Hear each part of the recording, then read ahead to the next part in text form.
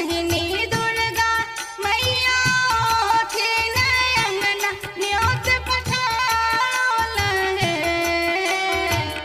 सातो बहिनी दुर्गा मैया थिन अंगना न्योत पठाल है।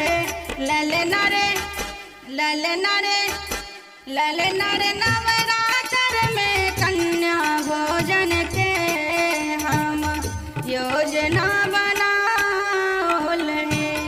ललना रे नवरात्र में कन्या भोजन के हम योजना बनाओल है। ललना रे नवरात्र में कन्या भोजन के हम योजना बनाओल है।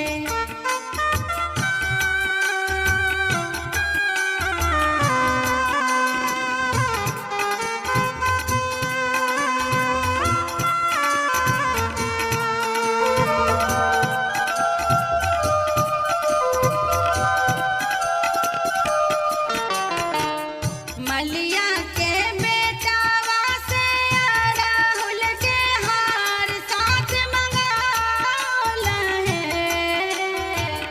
मलिया के बेटावा से अड़हुल के हार साथ मंगाओल है। ललना रे ललना रे ललना रे हलुवैया दुकान सब जन छापन से हो हम लाओल है। ललना रे हलुवैया दुकान सब जन छापन से हो हम लाओल है। ललना रे नवरात्र में कन्या भोजन के हम योजना बनाओल है।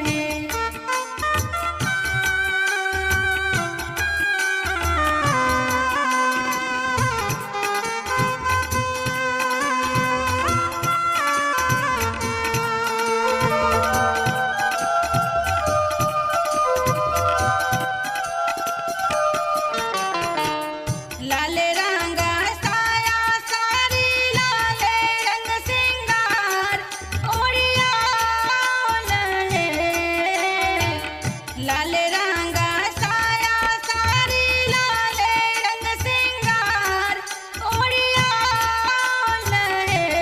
ललना रे ललना रे ललना रे अंगना बीचे नीमिया के गाछ में झूलुआ लगाओल है।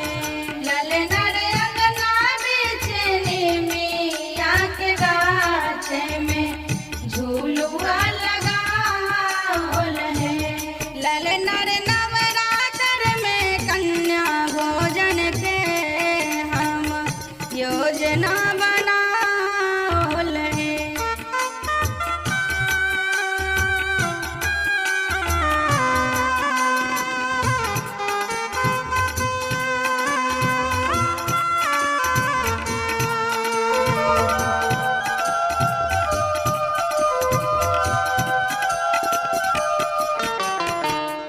होयत दर्शन मई के महीना आसिन के अछियाल है। होयत दर्शन मई के महीना आसिन के अछियाल है। ललना रे ललना रे ललना रे संजय के लिखल देवी के सोहर ज्योति प्रिया गाओल है। ललना रे संजय के लिखल देवी के सोहर ज्योति प्रिया गाओल है। ललना रे नवरात्र में कन्या भोजन के हम योजना